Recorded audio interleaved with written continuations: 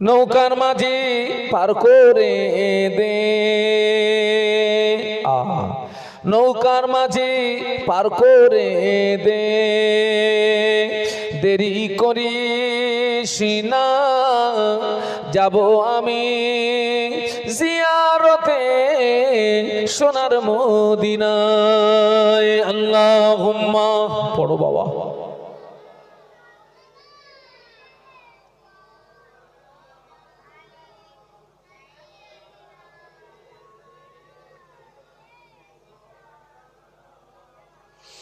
থাকতো যদি পাখির মতো, থাকতো যদি পাখির মতো আমার দুটি করে ডানা, পেরিয়ে সাগর উড়ে যেতাম সোনার মদিনায়। নৌকার মাঝি পার করে দে, দেরি করিস না যাব আমি জিয়ারতে সোনার মদিনায়। আল্লাহুম্মা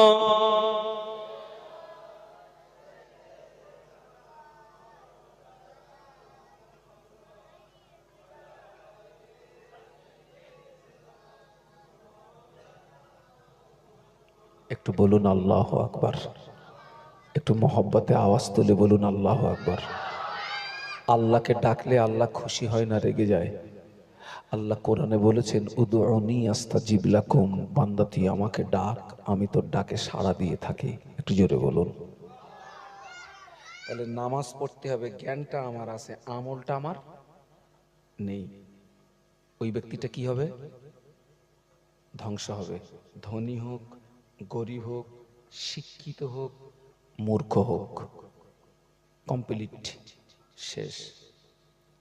আমাদের সমাজে আর এক দল আছে, আমল আছে, আমল আছে, তবে ওরা বছরে দুদিনের বেশি নামাজ পড়ে না। আমল আছে তবে বছরে কবার? জোরে বলুন।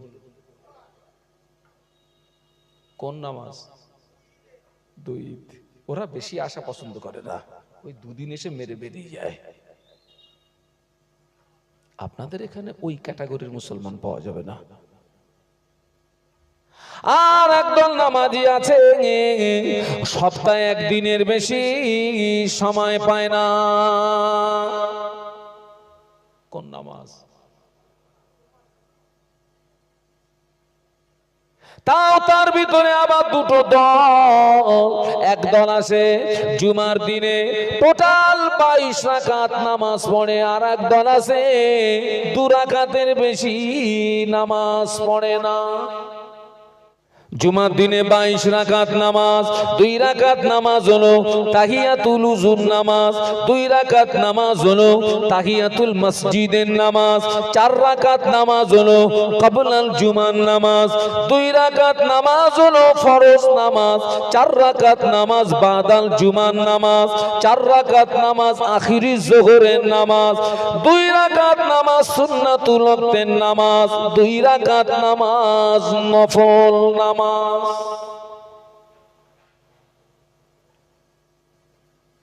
তাহিয়াতুল উযু পড়ে না, সময় নেই।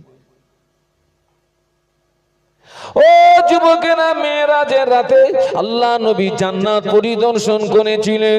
আল্লাহ নবী যখন জান্নাত পরিদর্শন করছিলেন, আল্লাহ নবীর সঙ্গে ফেরেশতা জিবরাইল আমিন আলাইহিস সালাম ছিলেন। আল্লাহ নবী জান্নাত পরিদর্শন করছেন, ওই জান্নাতের ভিতরে একজন মানুষের পায়ের আওয়াজ নবী শুনতে পান। মানুষ দেখা যায় না, পায়ের আওয়াজ শুনতে পাচ্ছেন, মানুষ দেখতে পাচ্ছেন না। আল্লাহ নবী বললেন, ইয়া আখি জিবরাইল, ও ভাই জিবরাইল আলাইহিস সালাম, এই আওয়াজটা কিসের আওয়াজ? ফেরেশতা জিবরাইল বলেছিলেন, ইয়া রাসূলুল্লাহ, হাবিবাল্লাহ, এই আওয়াজটা অন্য কোনো আওয়াজ না, এই আওয়াজটা হলো আপনার হাফসি বেলালের পায়ের আওয়াজ। আল্লাহ নবী একদিন বেলালকে জিজ্ঞাসা করলেন, বেলাল, ও বাবা বেলাল, কি ইবাদত করো বাবা, কি আমল করো বাবা? আমি রাসূলুল্লাহ জান্নাতের ভিতরে তোমার পায়ের আওয়াজ শুনতে পেয়েছি। বেলাল রাদিয়াল্লাহু আনহু বলেছিলেন, ইয়া রাসূলুল্লাহ হাবিবাল্লাহ, আমি ইবাদত তেমন কিছু করতে পারি না, আমি আমল তেমন কিছু করতে পারি না, তবে আমি সর্বক্ষণ পবিত্র হালাতে থাকার চেষ্টা করি। আমার উযু নষ্ট হয়ে গেলে আমি সঙ্গে সঙ্গে উযু করে নিই, আর উযু করে নিয়ে আমি 2 রাকাত তাহিয়াতুল উযু নামাজ আদায় করে নিই। জোরে বলেন না, হবে না। বেলাল রাদিয়াল্লাহু আনহু বলেছিলেন, ইয়া রাসূলুল্লাহ হাবিবাল্লাহ, আমার উযু নষ্ট হয়ে গেলে আমি সঙ্গে সঙ্গে উযু করে নিয়ে আমি 2 রাকাত তাহিয়াতুল উযু নামাজ আদায় করে নিই। একটু বলুন সুবহানাল্লাহ। আজকের অবস্থা দেখুন তো, জুমার অবস্থা। জুমার দিনে যারা আখিরি জোহরের নামাজ পড়বে না, ওদের বৎসরে 52টা জুমা কাজা হবে। যারা আখিরি জোহরের নামাজ পড়বে না, ওদের বৎসরে 52টা জুমা কাজা কাজা কাজা কাজা কাজা। আখিরি জোহর শুনে রাখো, আখিরি জোহরে নামাজ পড়তে হবে। এটা ফুরফুরাদের ফতোয়া নয়, এটা মুজাদ্দিদুজ জামানের ফতোয়া নয়। মুজাদ্দিদুজ জামানের হাজারো বছর আগে যে সমস্ত আলেমরা এসেছিলেন তানাদের ফতোয়া, আখিরি জোহরের নামাজ পড়তে হবে। সুবহানাল্লাহ বলা যাবে? অনেকে বলে তো ফুরফুরার হুজুরগা ফতোয়া, তোর বাপ জানে? হ্যাঁ, বুদো কোথাকার।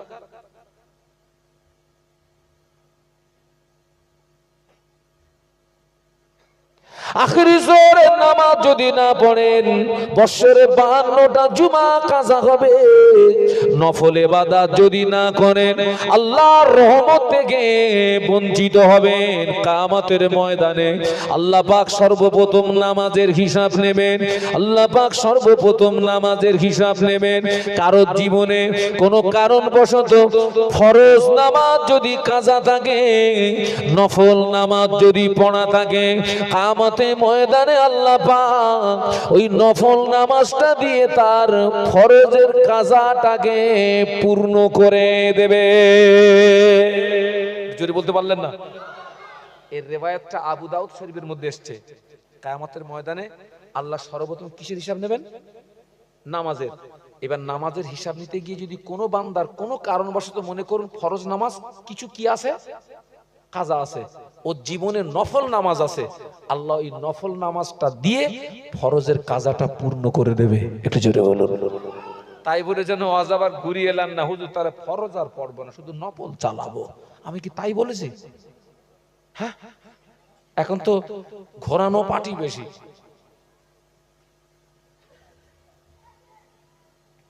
আহা,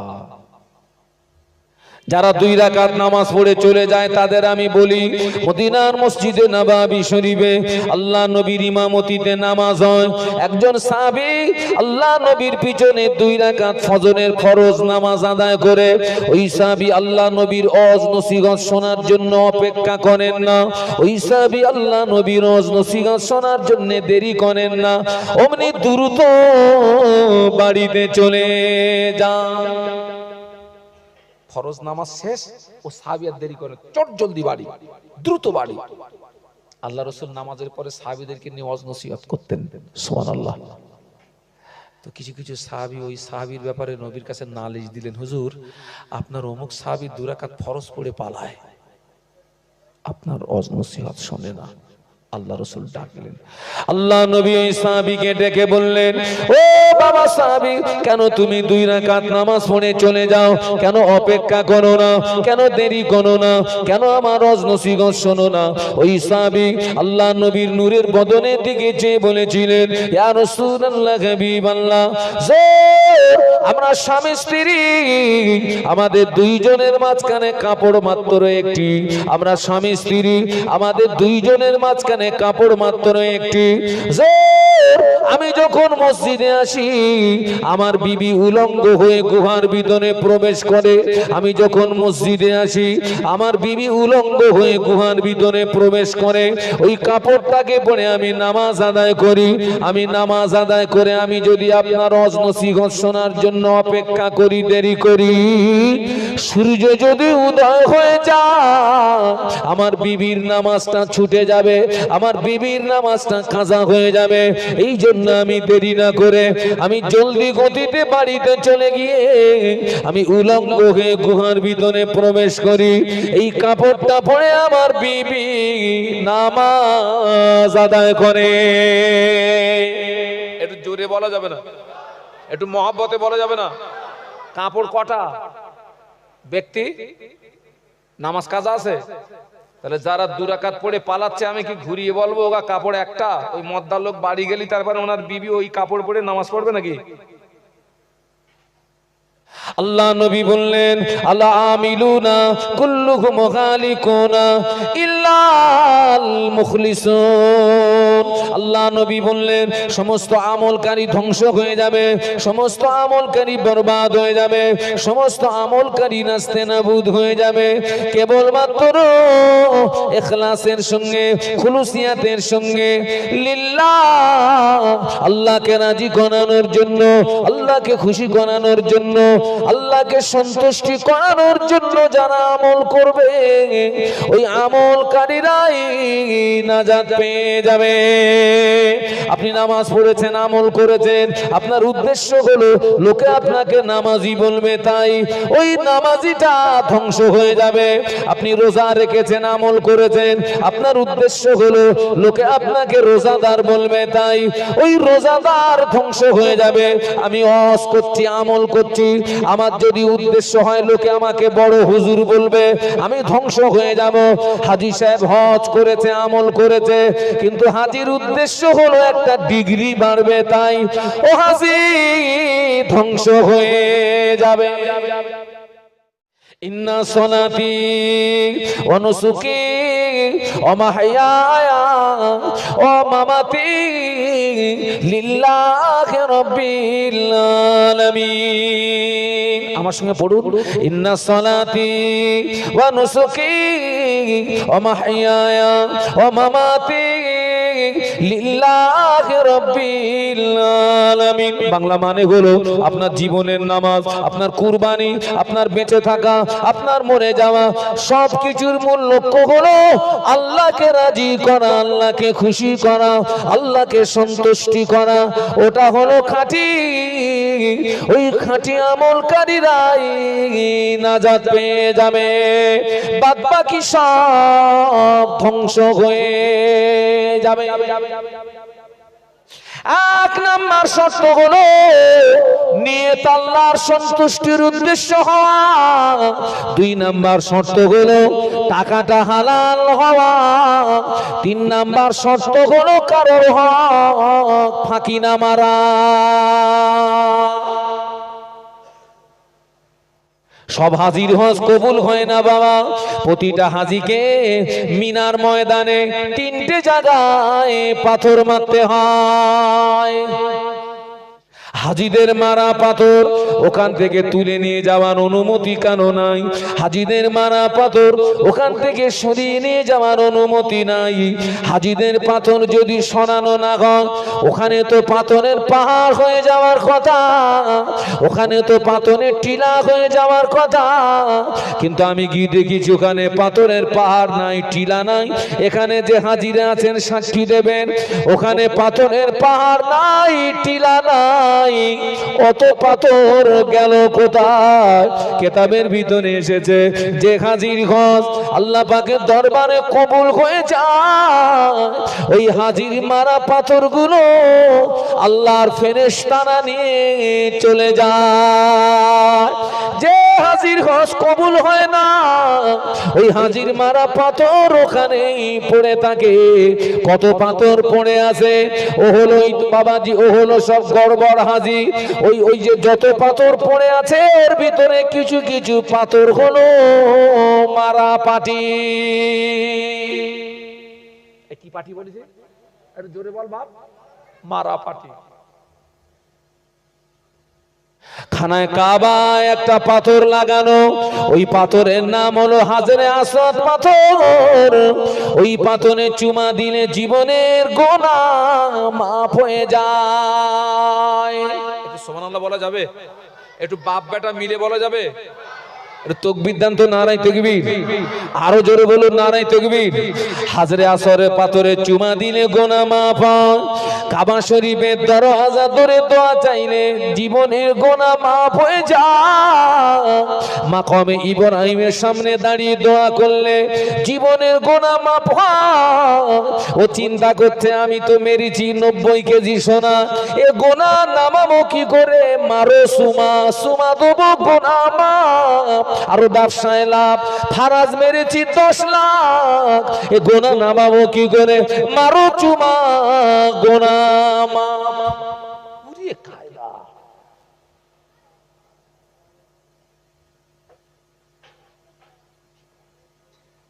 ও যুবকেরা, তুমি নামাজ কাজা করেছো, রোজা কাজা করেছো, মিথ্যা কথা বলেছো, পাথরে চুমা দিলে নামাজ কাজার গুনাহ মাফ হতে পারে, রোজা কাজার গুনাহ মাফ হতে পারে, মিথ্যা কথা বলার গুনাহ মাফ হতে পারে, মারার গুনাহ মাফ হয় না। কি মারার গুনাহ মাফ হয় না? কি মারা? হক মারা, হক।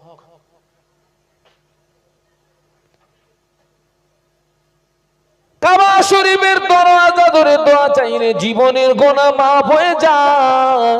মারা পাটির দোয়া কবুল হয় না।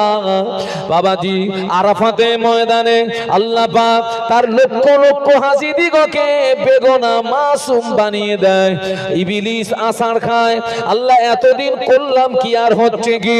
কিন্তু আরাফাতের ময়দানে মারা পাটিদের দোয়া কবুল হয় না।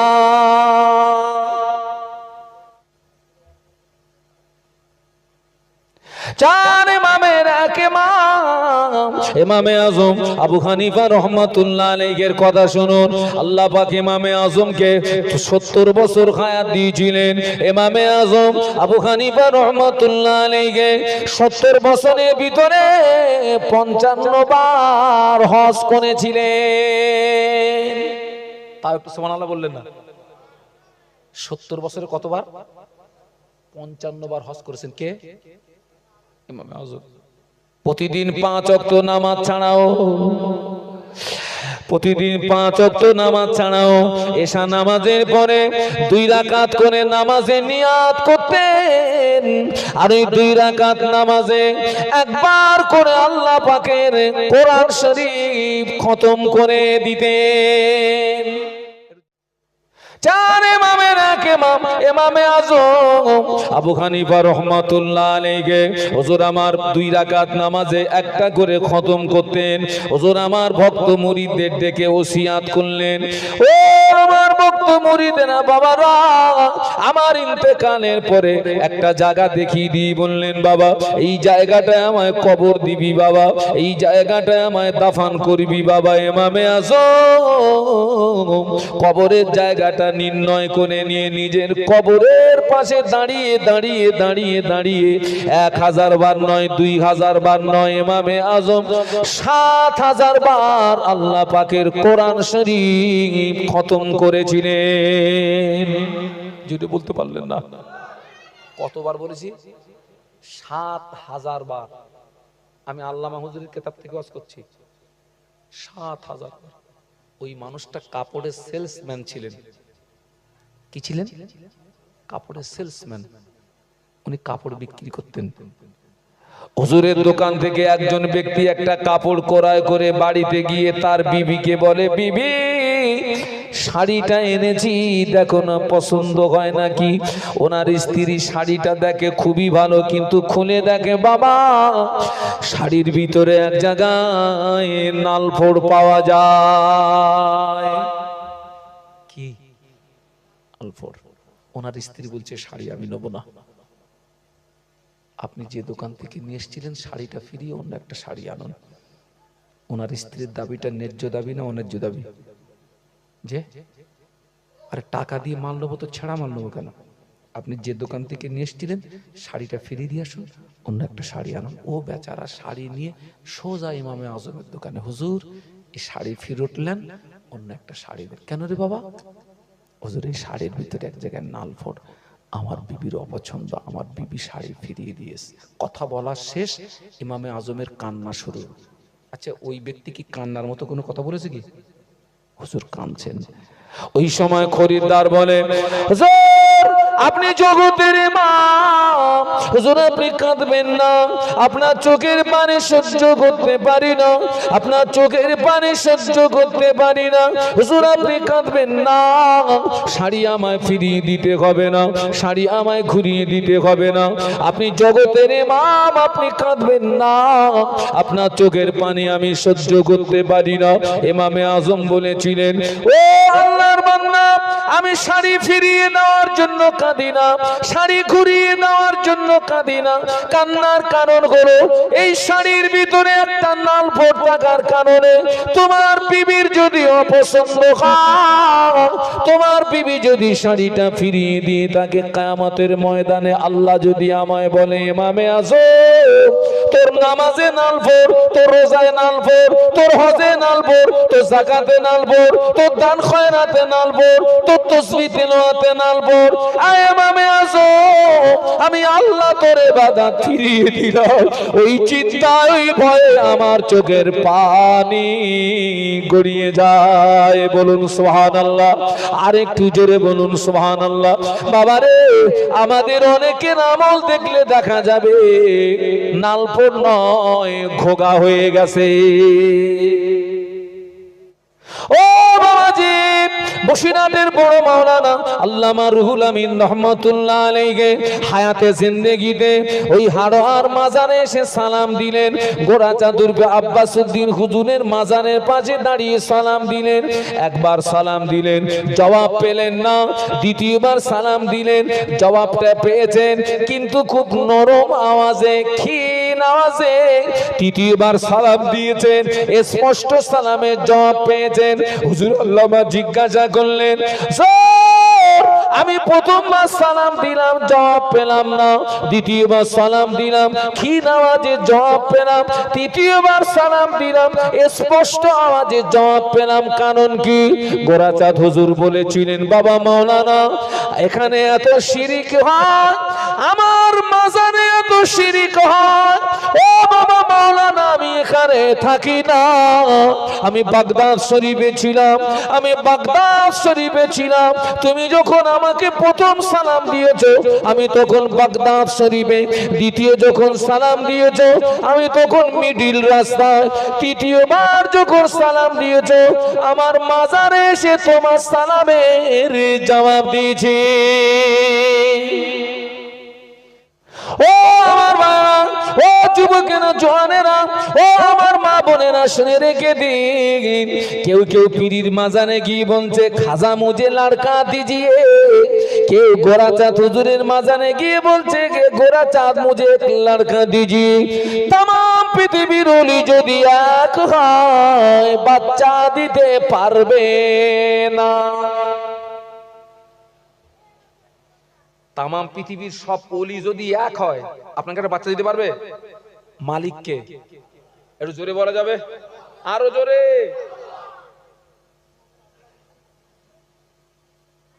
পাকা ইমানদারের পরিচয় হলো, পাকা ইমানদারের বাড়ির লবণ যদি ফুরিয়ে যায় আগে আল্লাহর কাছে চাইতে হবে, তারপরে দোকান থেকে আনতে হবে।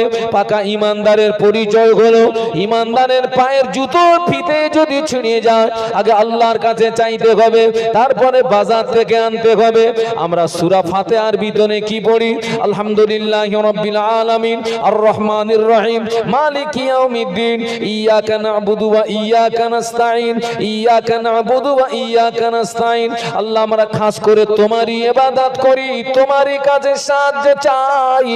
এদিকে সূরা ফাতিহায় বলছি এক কথা, আর পীরের মাজানে গিয়ে বলছি খাজা মুঝে লড়কা দিজিয়ে। ওর কি ঈমান আছে না পাকা বেঈমান?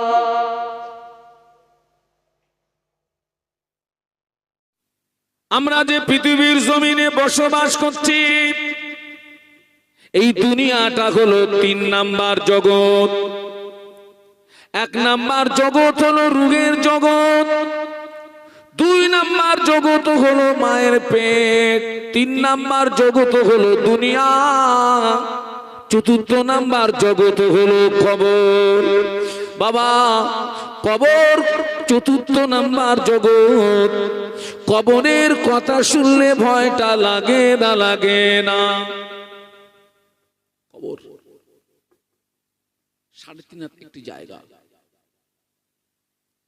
ওই কবরটা কারোর জন্য হবে জান্নাতের টুকরা, আবার কারোর জন্য হবে জাহান্নামের গর্ত।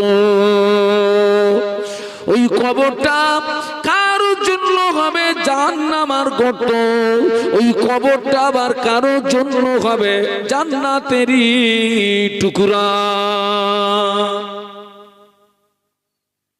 কারোর কবরটা হবে কি? জাহান্নামের গর্ত।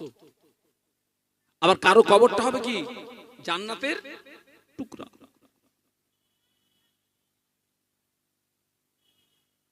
ও আমার মায়েরা, ওই ভয়টা কাদের ভিতরে ছিল? নবী আমার দিন দুনিয়ার বাদশাহ হাবিবুল্লাহ জনাবে মুহাম্মদুর রাসূলুল্লাহ সাল্লাল্লাহু আলাইহি ওয়াসাল্লামের প্রাণ প্রিয় সাহাবী হযরত উসমান গনি রাদিয়াল্লাহু তাআলা আনহু হুজুর রাস্তা দিয়ে হেঁটে যেতেন, হুজুরের নজরে যদি কোনো কবর পড়তো, উসমান গনি রাদিয়াল্লাহু তাআলা আনহু কবরের দিকে চেয়ে চেয়ে দেখতেন, চোখের পানি গড়িয়ে দাড়ি মোবারক ভিজে গিয়ে জুব্বা মোবারকটা ভিজে যেত। হুজুরের চোখের পানি গড়িয়ে দাড়ি মোবারক ভিজে গিয়ে জুব্বা মোবারকটা ভিজে যেত। হুজুর কাঁদতে কাঁদতে কবরস্থানের পাশে বেহুশ হয়ে পড়ে যেতেন। স্বাভাবিক অবস্থায় ফিরে আসলে হুজুরের সঙ্গী সাথীরা জিজ্ঞাসা করতেন, ও ভাই উসমান, আল্লাহ নবী যখন আমাদের জাহান্নামের বর্ণনা শোনান, আযাবের বর্ণনা শোনান, আপনি তখন এত রোনাজারি করেন না, আপনি তখন এত কাঁদেন না, কবরের পাশে দাঁড়িয়ে এত রোনাজারি করেন কেন? কবরের পাশে দাঁড়িয়ে এত কাঁদেন কেন? উসমান গনি রাদিয়াল্লাহু আনহু বলেছিলেন, ও নবী পাকের সাহাবীরা, আমি উসমান, আমি আল্লাহর নবীর পাক জবানে শুনেছি, আল্লাহ নবী বলেছেন কবর হলো আখিরাতে প্রথম ঘাঁটি। আল্লাহ নবী বলেছেন কবরে যে ব্যক্তি ধরা পড়বে হাসরে মিজানে পুলসুরাতে ধরা পড়ে যাবে। কবরে যে ব্যক্তি ছাড় পাবে হাসরে মিজানে পুলসুরাতে ছাড় পেয়ে যাবে। আমি উসমান, আমি যখন কবরের পাশ দিয়ে হেঁটে যাই, আল্লাহ নবীর কথাটি স্মরণে পড়ে যায়, আর চোখের পানি আটকে রাখতে পারি না। ওই সময় আমার চোখের পানি গড়িয়ে আমার দাড়ি ভিজে গিয়ে আমার জুব্বাটা ভিজে যায়। ও আমার মা, নবী পাকের কলিজা চেনা সাহাবী আবু বকর সিদ্দিক রাদিয়াল্লাহু আনহু, যে আবু বকর সম্পর্কে আল্লাহ নবী বলেছিলেন, আল্লাহ নবী বলেছিলেন, ও আমার সাহাবীরা, আমি রাসূলুল্লাহ আমার সমস্ত সাহাবীদের ঋণ আমি রাসূলুল্লাহ পরিশোধ করে দিয়েছি। আবু বকরের ঋণ আমি রাসূলুল্লাহ পরিশোধ করতে পারলাম না। আবু বকরের ঋণ পরিশোধের দায়িত্ব আমি নবীর পক্ষ থেকে আল্লাহ নিয়েছে।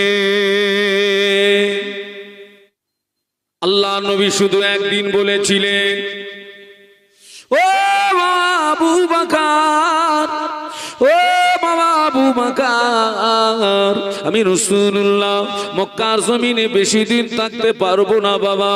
মক্কার কুফফারে কুরাইশদের জুলুমে অত্যাচারে মক্কা ছেড়ে দিয়ে আমাকে মদিনাতে হিজরত করতে হবে বাবা আবু বকর। আমি রাসূলুল্লাহ যেদিন মক্কা থেকে মদিনাতে চলে যাব, ওই দিন তুমি আমার সঙ্গী হবে, ওই দিন তুমি আমার সাথী হবে। ও বাবা আবু বকর, কথাটা মনে রেখে দিই, কথাটা যেন ভুলে যেও না। আমি রাসূলুল্লাহ যেদিন মক্কা থেকে মদিনাতে হিজরত করব, ওই দিন তুমি আমার সঙ্গী হবে, ওই দিন তুমি আমার সাথী হবে বাবা আবু বকর, কথাটা যেন ভুলে যেও না। আল্লাহ নবী এই কথাটি যেদিন বলেছিলেন, এই কথাটি বলার 6 মাস পরে আল্লাহ নবীর হিজরত হচ্ছে।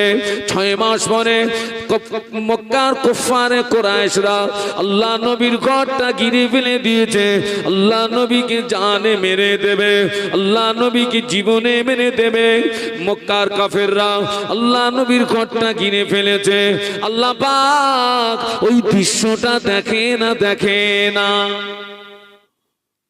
আল্লাহর ফেরেশতা জিবরাইল আমিন আলাইহিস সালাম আল্লাহ নবীকে যে সালাম দিলেন, আসসালামু আলাইকা ইয়া রাসূলুল্লাহ হাবিবাল্লাহ। আল্লাহ নবী সালামের জবাব দিয়ে জিজ্ঞাসা করেছিলেন, ইয়া আখি জিবরাইল, ও ভাই জিবরাইল, কি সংবাদ নিয়ে আসলে ভাই, কি খবর নিয়ে আসলে ভাই? ইয়া রাসূলুল্লাহ হাবিবাল্লাহ, বেঈমানেরা আপনার ঘরটা ঘিরে ফেলেছে, ওরা আপনাকে জানে মেরে দেবে, ওরা আপনাকে জীবনে মেরে দেবে। আল্লাহ পাক আমাকে দিয়ে সংবাদ পাঠিয়েছেন, আপনি এই মুহূর্তে ঘর থেকে বেরিয়ে মদিনাতে হিজরত করুন। আল্লাহ নবী বললেন, ও ভাই জিবরাইল আলাইহিস সালাম, আমি যাব কি করে? ওরা যে আমার ঘরটা ঘিরে দাঁড়িয়ে আছে, আমি পার হলে ওরা আমায় ধরে ফেলবে, ওরা আমায় জানে মেরে দেবে। আল্লাহর ফেরেশতা বলেছিলেন, ইয়া রাসূলুল্লাহ হাবিবাল্লাহ, হুজুর আপনি ঘাবড়াবেন না, হুজুর আপনি ভয় পাবেন না। আল্লাহ পাক জানিয়ে দিয়েছেন, আপনি শুধু এক মুষ্ঠ বালু ওদের দিকে নিক্ষেপ করবেন। ওই বালুটা লাগাতে হবে কোথায়? দায়িত্বটা স্বয়ং আল্লাহ নিয়েছে। আল্লাহ নবী ওই রাতে আলীকে ডাকলেন। আলী কাররামাল্লাহু ওয়াজহাহু আল্লাহ নবীর হুজরা শরীফের ভিতরে আল্লাহ নবী ডেকে বললেন, ও বাবা আলী, আমি রাসূলুল্লাহ আল্লাহ পাকের হুকুমে আমি মদিনাতে চলে যাচ্ছি বাবা আলী। তবে ওদের এই মূল্যবান সম্পদ ওরা আমার কাছে আমানত রেখেছিল, এই আমানতের মাল আমি তোমার কাছে দিয়ে যাচ্ছি। ও বাবা আলী, আমানতের মাল যেন খেয়ানত না হয়, ওদের মাল তুমি ওদেরকে বুঝিয়ে দিও। ও বাবা আলী, আমি রাসূলুল্লাহ চলে যাচ্ছি। আলী কাররামাল্লাহু ওয়াজহাহু বলেছিলেন, ইয়া রাসূলুল্লাহ হাবিবাল্লাহ, হুজুর আপনি আমাকে দেখে দিয়ে চলে যাচ্ছেন, আল্লাহর আদেশে চলে যাচ্ছেন, যান। তবে যাওয়ার বেলা একটা কথা যদি দিয়ে যেতেন, আমি আলী বড় খুশি হতাম, আমি আলী বড় সন্তুষ্ট হতাম। কি কথা বাবা আলী? ইয়া রাসূলুল্লাহ হাবিবাল্লাহ, ওরা আপনাকে না পেয়ে ওরা যদি আমাকে মেরে দেয়, এটা আপনার সঙ্গে আমার বিদায়ী দেখা, এটা আপনার সঙ্গে আমার আখিরি দেখা, আর দেখা হবে না। হুজুর আপনি যদি একটা কথা দিয়ে যান, আমি বড় খুশি হব। কি কথা বাবা আলী? ইয়া রাসূলুল্লাহ হাবিবাল্লাহ, কাল কিয়ামতের ময়দানে যদি বাপ বেটার হবে না, বেটা বাপের হবে না, মা বেটা মা মেয়ের হবে না, মেয়ে মায়ের হবে না, স্বামী স্ত্রীর হবে না, স্ত্রী স্বামীর হবে না। ওই কঠিন দিনে কঠিন সময়ে আমি আলীকে না নিয়ে আপনি জানো আল্লাহ পাকের দয়ার জান্নাতে যাবেন না। আল্লাহ নবী বললেন, ও বাবা আলী, কষ্ট নিও না বাবা, দুঃখ নিও না বাবা, আমি আল্লাহ নবী কথা দিলাম কাল কিয়ামতের ময়দানে আমি তোমাকে সঙ্গে করে না নিয়ে, আমি তোমাকে সাথে করে না নিয়ে আল্লাহ পাকের দয়ার জান্নাতে ঢুকবো না। যদি বলতে পারলেন না, একটু মহব্বতে বলতে পারলেন না, একটু তাকবীর দেন তো, নারায়ে তাকবীর, জোরে বলুন নারায়ে তাকবীর। আলী আমি আসছি, আসছি, অজ ভুলবেন না। আমি কোন কথা বোঝাতে গিয়ে এই পর্যন্ত এসেছি? নবী ঘোষিত জান্নাতি সাহাবীদের ভিতরে আখিরাতের ভয় ছিল কতটা, আল্লাহর ভয় ছিল কতটা, কবরের ভয় ছিল কতটা, আমি সেটাকে আপনাদেরকে বোঝানোর জন্য গুটি গুটি আগিয়ে যাচ্ছি। আহা, আল্লাহ রাসূল সাল্লাল্লাহু আলাইহি ওয়াসাল্লাম আলী কাররামাল্লাহু ওয়াজহাহুকে সেই মালগুলো বুঝিয়ে দিয়ে, আলী তুমি আমার কক্ষে থাকো, আমি আসছি। বেরিয়ে পড়লেন, এক মুষ্ঠ বালু ওদের দিকে নিক্ষেপ করে। গভীর রাতে আল্লাহ রাসূল গুটি গুটি গুটি গুটি গুটি গুটি পায়ে কলিজা ছাড়া সাহাবী আবু বকর সিদ্দিক রাদিয়াল্লাহু আনহুর ঘরের দরওয়াজায় গিয়ে একবার আস্তে করে নক করেছেন। আবু বকর জোরে ডাকতে পারছেন না, কোন বেঈমান, কোন বেদিন, কোন কুফারে কুরাইশ যদি শুনতে পায়, আস্তে আবু বকর এত আস্তে ডেকেছেন,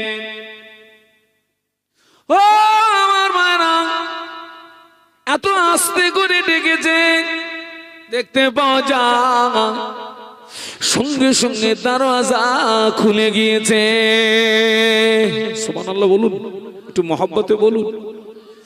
ও আমার মা, আল্লাহ নবী তাকিয়ে দেখেন, সঙ্গে সঙ্গে দরওয়াজা খুলে গেল। আবু বকর সিদ্দিক রাদিয়াল্লাহু আনহু আল্লাহ নবীর হাতটাকে ধরে ঘরের ভিতরে টেনে নিয়ে দরওয়াজা বন্ধ করে দিলেন। আল্লাহ নবী দেখলেন আবু বকর সিদ্দিক রাদিয়াল্লাহু আনহু ব্যাগেজ লাগেজ মাথায় নিয়ে তৈরি হয়ে দাঁড়িয়ে রয়েছে। আল্লাহ নবী জিজ্ঞাসা করলেন, ও বাবা আবু বকর, আমি আজকে আসবো, তুমি কি করে জানতে পারলে বাবা? তুমি যে তৈরি হয়ে দাঁড়িয়ে রয়েছ, প্রস্তুতি নিয়ে দাঁড়িয়ে রয়েছ।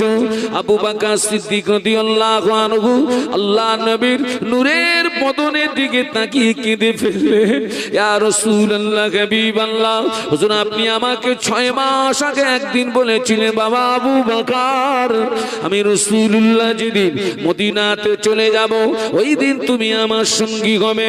ইয়া রাসূলুল্লাহ, হাবিবাল্লাহ, আমি আবু বকর ওই দিন থেকে বড় পেরেশানিতে ছিলাম। হুজুর আপনি কখন আসবেন? হুজুর আপনি কখন আসবেন? আমি আবু বকর যদি ঘুমিয়ে যান, আপনি যদি ঘরের দরওয়াজায় দাঁড়িয়ে আবু বকর আবু বকর আবু বকর আবু বকর বলে ডাকেন, আপনার সঙ্গে বেয়াদবি হয়ে যাবে, আল্লাহ পাক নারাজ হয়ে যাবে, আল্লাহ পাক অসন্তুষ্ট হয়ে যাবে। এই কথা মনে করে আমি আবু বকর আপনার ইন্তজারে অপেক্ষায় 6 মাস ঘরের দরওয়াজায় দাঁড়িয়ে দাঁড়িয়ে রাত কাটিয়ে দিয়েছি। যদি বলতে পারলেন না, ছেলেরা মহব্বতে বলতে পারলে না, আমি 6 মাস ঘুমোইনি। কমাস 6 মাস। আপনি কখন আসবেন? হুজুর আপনি কখন আসবেন? আমি যদি ঘুমিয়ে যাই। আল্লাহ রাসূল খুশি হয়ে গেলেন। সুবহানাল্লাহ বলুন। আল্লাহর নবী খুশি হয়ে কি বলেছিলেন? ও আমার সাহাবীরা, ও আমার সাহাবায়ে কেরামেরা, তামাম পৃথিবীর জমিনে আমার যত উম্মাত উম্মতি সকলার ঈমান যদি এক পাল্লায় রাখা হয়, আমার আবু বকরের ঈমান যদি অপর পাল্লায় রাখা হয়, আমার আবু বকরের ঈমানের পাল্লাটা ভারী হয়ে যাবে। ও আমার সাহাবীরা, তামাম পৃথিবীর জমিনে আমার যত উম্মত উম্মতি সকলার আমল যদি এক পাল্লায় রাখা হয়, আমার আবু বকরের এক রাতের আমল যদি অপর পাল্লায় রাখা হয়, আমি আল্লাহ নবী বলছি আমার আবু বকরের এক রাতের আমলের পাল্লাটা ভারী হয়ে যাবে।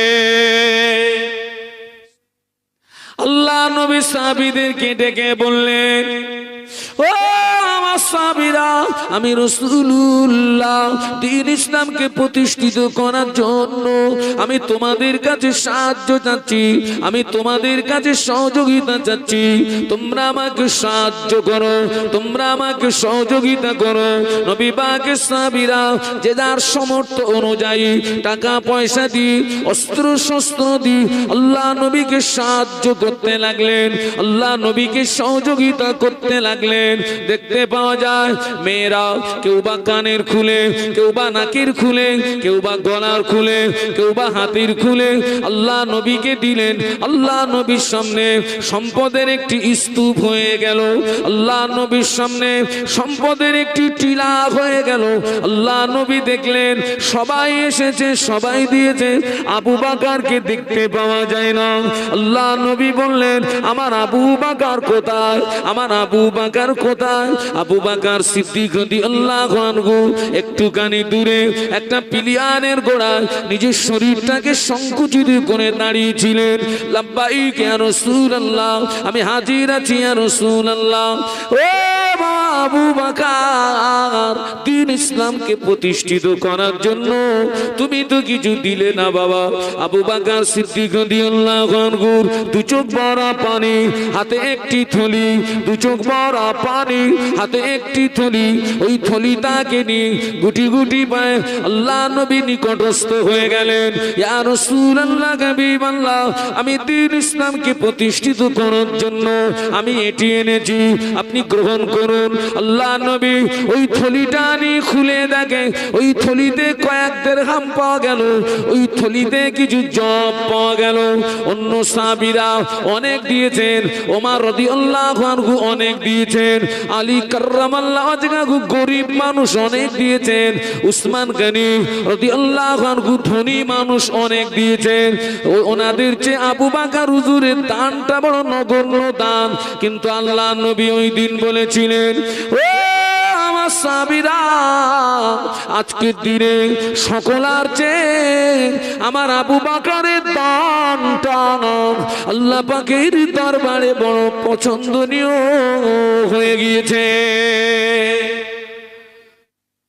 আল্লাহ নবী সাহাবীদের ডেকে বললেন, ও বাবা ওমর, ও বাবা আলী, ও বাবা উসমান গনি, তোমরা আমাকে কতটা দিয়েছো, বাড়িতে কতটা রেখে এসছো? ইয়া রাসূলুল্লাহ, হাবিবাল্লাহ, আপনাকে অর্ধেকটা দিয়েছি, বাড়িতে বিবি বাল বাচ্চার জন্য অর্ধেকটা রেখে এসেছি। হযরত ওমর রাদিয়াল্লাহু আনহু একই কথা বললেন, আলী কাররামাল্লাহু ওয়াজহাহু একই কথা বললেন, উসমান গনি রাদিয়াল্লাহু আনহু একই কথা বললেন। আল্লাহ নবী আবু বকরকে ডাকলেন, ও আবু বকর, তুমি আমাকে কতটা দিয়েছো, বাড়িতে কতটা রেখে এসছো? আবু বকর সিদ্দিক রাদিয়াল্লাহু আনহু আল্লাহ নবীর নূরের বদনের দিকে তাকিয়ে টুকরি কেঁদে উঠে বললেন, ইয়া রাসূলুল্লাহ, হাবিবাল্লাহ, আমার বাড়িতে সম্পদ হিসাবে যা কিছু ছিল আপনার কদমে বিলিয়ে দিয়েছি। বাড়িতে আমার আল্লাহ আল্লাহর রাসূলকে রেখে এসেছি। সম্পদ হিসাবে যা ছিল সব আপনার কদমে ঢেলে দিয়েছি, বাড়িতে আমার আল্লাহ আল্লাহ রাসূলকে রেখে এসেছি। সুবহানাল্লাহ বলুন। সেই মানুষটা কাঁদতেন কি বলে জানেন? কে? আবু বকর সিদ্দিক। কি বলে কাঁদতেন জানেন? গভীর রাত, নিশুতি রাতে আল্লাহ পাকের দরবারে হাত তুলে কাঁদতেন। ও রব্বুল আলামিন, আল্লাহ পাক, আল্লাহ পাক, আমি আবু বকরকে মানুষ না বানিয়ে, ইনসান না বানিয়ে আমাকে যদি বন জঙ্গলের ঘাস কোণে পাঠাতেন, বনের পশুরা আমাকে খেয়ে ফেলতো, বনের পশুরা আমাকে ভক্ষণ করে ফেলতো। কিয়ামতের দিন আবু বকরকে হিসাব দিতে হতো না। কবরের ভয় কাঁধের ভিতরে ছিল, আল্লাহর ভয় কাঁধের ভিতরে ছিল। ও আমার মারা, মুসলিম জানের দ্বিতীয় খলিফা হযরত ওমর ফারুক রাদিয়াল্লাহু তাআলা আনহু, যে ওমর সম্পর্কে আল্লাহ নবী বলেছিলেন আনা খাতামুন নবিয়িন লা নবিয়্যা বাদি। আল্লাহ নবী বললেন আমি গোলাম শেষ নবী, আমার পরে কেউ নবী হবে না। ওয়ালাউ কানা বাদি নবিয়্যান লাকানা ওমর নবিয়্যান। আল্লাহ নবী বললেন আমার পরে যদি কেউ নবী হতো, আমি আল্লাহ নবী বলছি ওমর নবী হতো। আল্লাহ নবী বললেন রাবাইতু উমার ইয়াসিরু ফিল জান্নাতি, রাবাইতু উমার ইয়াসিরু ফিল জান্নাতি। আল্লাহ নবী বললেন আমি রাসূলুল্লাহ, আমি নিজে চোখে দেখেছি, আমি রাসূলুল্লাহ, আমি নিজে চোখে দেখেছি আমার সাহাবী উমার আল্লাহ পাকের দয়ার জান্নাতের ভিতরে ঘুরছে। জোরে বলবেন না, আল্লাহ রাসূল বলছেন আমি নিজে চোখে দেখেছি। হযরত ওমর কোথায় ঘুরছে? জান্নাতের ভিতরে ঘুরছে। সুবহানাল্লাহ, সুবহানাল্লাহ। সেই মানুষটার মধ্যে কতটা আখিরাতের ভয় জানেন? ও মুরব্বিরা আমার কথা বুঝতে হচ্ছে না, পাচ্ছেন? সেই মানুষটার মধ্যে কত আখিরাতের ভয় জানেন? মুসলিম জানের দ্বিতীয় খলিফা ওমর রাদিয়াল্লাহু আনহু খলিফার গদিতে থাকাকালীন সারা রাত ঘুমাতেন না। মদিনার অলিতে গলিতে হেঁটে হেঁটে রাত কাটিয়ে দিতেন। সারা রাত মদিনার অলিতে গলিতে, অলিতে গলিতে হেঁটে হেঁটে রাত কাটিয়ে দিতে। ও আমার ভাই জানেন, ওমর রাদিয়াল্লাহু আনহু সারা রাত মদিনার অলিতে গলিতে হেঁটে হেঁটে রাত কাটিয়ে দিতেন। একদিনের ঘটনা, হুজুর রাস্তা দিয়ে হেঁটে যান, কিছুটা দূর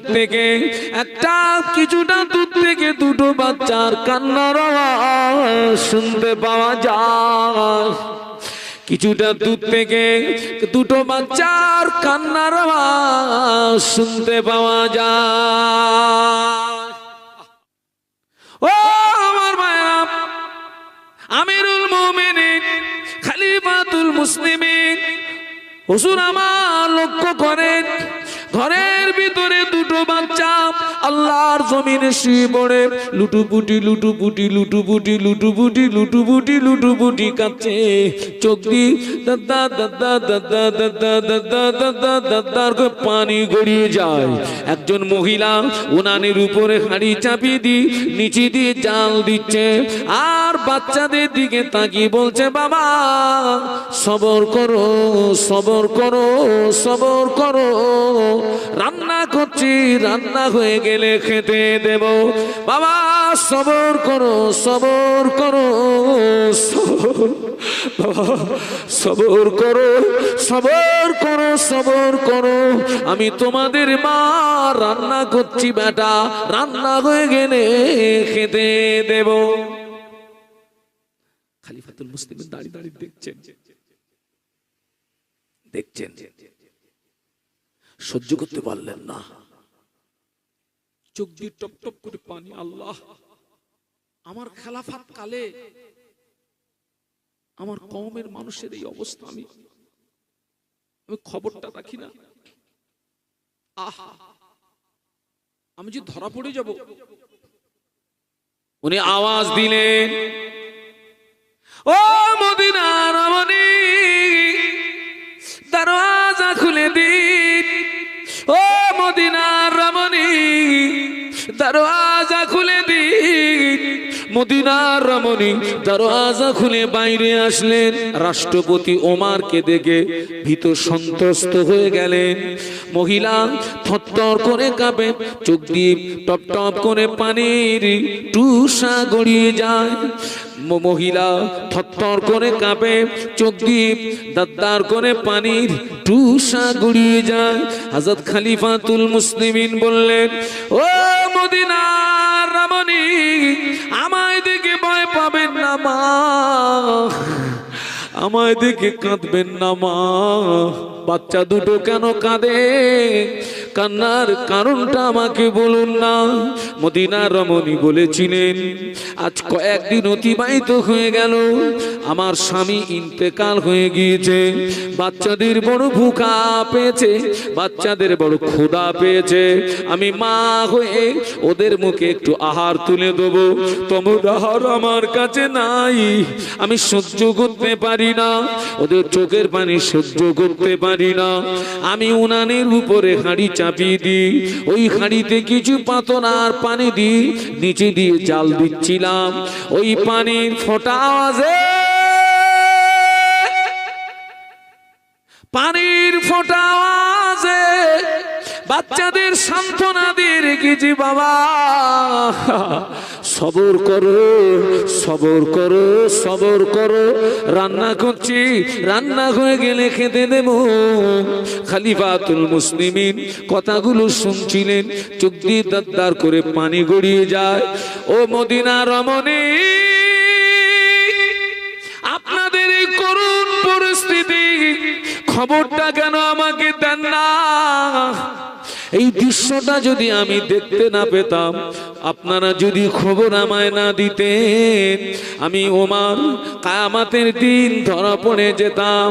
ও মদিনার রমণী, বাচ্চাদের ভুখা রাখবেন না, সবর করুন, সবর করুন।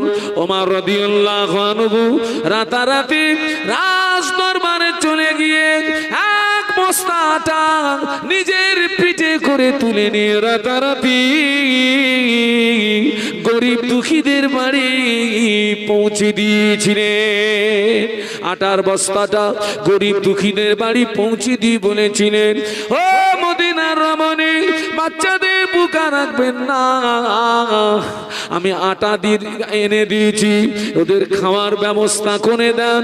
আটা যদি ফুরিয়ে যায় আমার রাজ দরবারে আবার সংবাদ দেবে, আটা যদি ফুরিয়ে যায় আমার রাজ দরবারে আবার সংবাদ দেবেন। আমি ওমর আবার যথারীতি আটার বস্তা পিঠে করে আপনার বাড়ি পৌঁছে দিয়ে যাব। একদিনের ঘটনা, ওমর রাদিয়াল্লাহু আনহু মদিনার মসজিদের মিম্বরে দাঁড়িয়ে এত রোনাজারি করছিলেন, এত কান্নাকাটি করছিলেন, হুজুরের চোখের পানি গড়িয়ে দাড়ি মোবারকটা ভিজে যাচ্ছিল, জুব্বা মোবারকটা ভিজে যাচ্ছিল। মদিনার মসজিদে নববীর মিম্বরে দাঁড়িয়ে এত রোনাজারি করছিলেন, চোখের পানিতে জুব্বা মোবারকটা ভিজে যায়। হুজুর মসজিদ থেকে যেই বাইরে আসলেন, অন্য সাহাবীরা জিজ্ঞাসা করলেন, ও আমিরুল মুমিনিন, ও খলিফাতুল মুসলিমিন, আপনি কেন আজকে মদিনার মসজিদের মেম্বরে দাঁড়িয়ে এত রোনাজারি করছিলেন কেন, এত কান্নাকাটি করছিলেন কেন?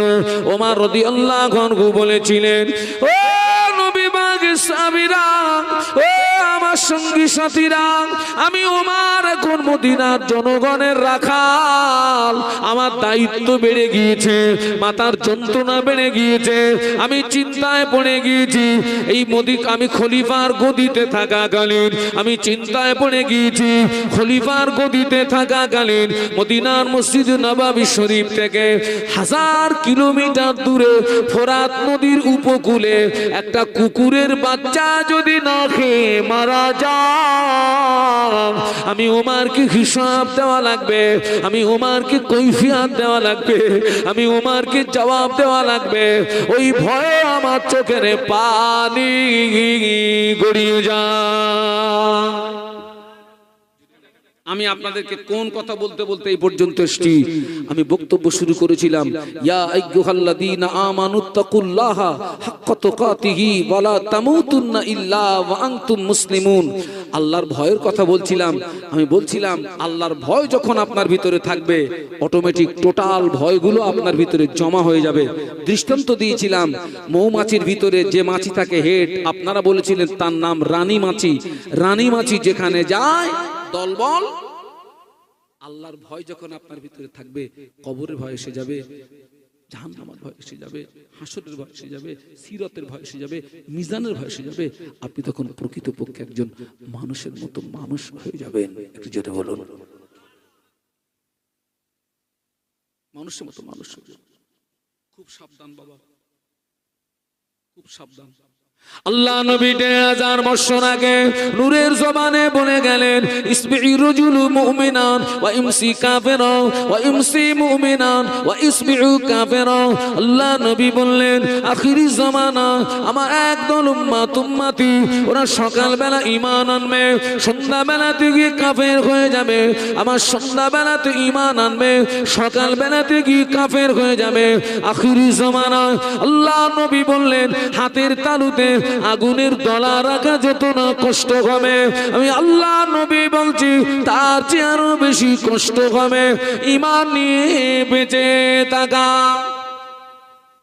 মদিনার মসজিদে নববী শরীফে, মদিনার মসজিদে নববী শরীফে আল্লাহ নবী যখন নামাজ আদায় করলেন, মদিনার মসজিদে নববী শরীফে আল্লাহ নবী যখন নামাজ আদায় করে আম্মা জান হযরত আয়েশা সিদ্দিকা রাদিয়াল্লাহু তাআলা আনহার হুজরাতে তাশরীফ আনলেন। আল্লাহ নবী আম্মা জানের হুজরাতে এসে দেখে আম্মা জানের ঘরের দরওয়াজাটা বন্ধ করা। আল্লাহ নবী ঘরের বাইরে দাঁড়িয়ে একবার সালাম দিলেন, ভিতর থেকে সালামের উত্তর আসে না। আল্লাহ নবী দ্বিতীয়বার সালাম দিলেন, ভিতর থেকে সালামের জবাব আসে না। আল্লাহ নবী তৃতীয়বার সালাম দিলেন, ভিতর থেকে সালামের জবাব আসে না। আল্লাহ নবী মনে করলেন এটা বিপদের আশঙ্কা, কেন আয়েশা আমার সালামের জবাব দিল না। আল্লাহ নবী ঘরের দরওয়াজাতে আঘাত করলেন, ঘরের দরওয়াজা খুলে গেল। আল্লাহ নবী ঘরের ভিতরে প্রবেশ করে দেখে আমাদের আম্মা জান আয়েশা সিদ্দিকা রাদিয়াল্লাহু তাআলা আনহা ঘরের একটা কোণে নামাজের পাটিতে সিজদায় পড়ে কচি বাচ্চার মতো রোনাজারি করে, কচি বাচ্চার মতো কান্নাকাটি করে। আল্লাহ নবী কোনো আওয়াজ দেন না, আল্লাহ নবী কোনো কথা বলেন না। আল্লাহ নবী চুপটি মেরে দাঁড়িয়ে রইলেন। কিছু সময় পরে আম্মা জান সিজদা থেকে মাথা তুললেন। আল্লাহ নবী বললেন, ও বিবি আয়েশা, ও বিবি আয়েশা, এই দুপুরের সময় ঘরের দরজা জানালা বন্ধ করে নামাজের পাটিতে সিজদায় পড়ে কাঁদছো কেন? কি হয়েছে তোমার? কিসের জন্য তুমি কাঁদো? আম্মা জান আয়েশা সিদ্দিকা রাদিয়াল্লাহু তাআলা আনহা বলেছিলেন, ইয়া রাসূলুল্লাহ হাবিবাল্লাহ, হুজুর আমি আয়েশা আপনার জন্য রান্না করছিলাম, আমি আয়েশা আপনার জন্য রান্না করছিলাম। হঠাৎ রান্না করতে করতে উনানের ভিতর থেকে এক টুকরা আগুন আমি আয়েশার হাতের উপরে পড়ে গেল। যারা যন্ত্রণা সহ্য করতে পারি না, ওই সময় জাহান্নামের কথা মনে পড়ে গেল। পৃথিবীর আগুনের চেয়ে জাহান্নামের আগুনের ক্ষমতা আরো 70 গুণে বেশি হবে। পৃথিবীর আগুনের চেয়ে জাহান্নামের আগুনের তাপ আরো 70 গুণে বেশি হবে। ইয়া রাসূলুল্লাহ হাবিবাল্লাহ, হুজুর আমি আয়েশা কোন কারণবশত যদি জাহান্নামী হয়ে যায়, আল্লাহ যদি আমায় জাহান্নামে দেয়, আমি আয়েশা জাহান্নামের আগুন সহ্য করতে পারবো না। ওই কথা মনে করে আমি আয়েশা রান্না বান্না বন্ধ করে ঘরের দরওয়াজা জানালা বন্ধ করে নামাজের পাটিতে সিজদায় পড়ে আল্লাহ পাকের জাহান্নামের ভয়ে কাঁদছি। বলতে পারলেন না? মহব্বতে বলতে পারলেন না?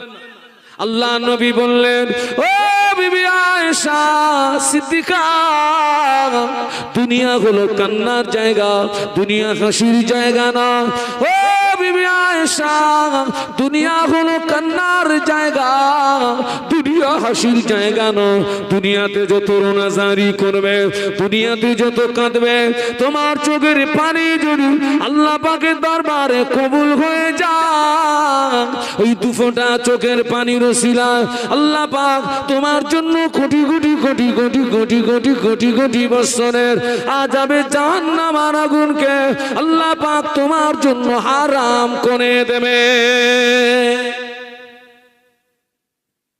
আম্মা আয়েশা কিসের ভয় কাঁদছেন? জোরে বলুন, জোরে বলুন। আলহামদুলিল্লাহ, আমি আপনাদের কাছ থেকে বিদায় নেব। আপনারা দেখতে পাচ্ছেন স্টেজে আমার ছোট ভাইয়ের মতো হযরত মাওলানা শাহনওয়াজ সাহেব তিনি এসেছেন।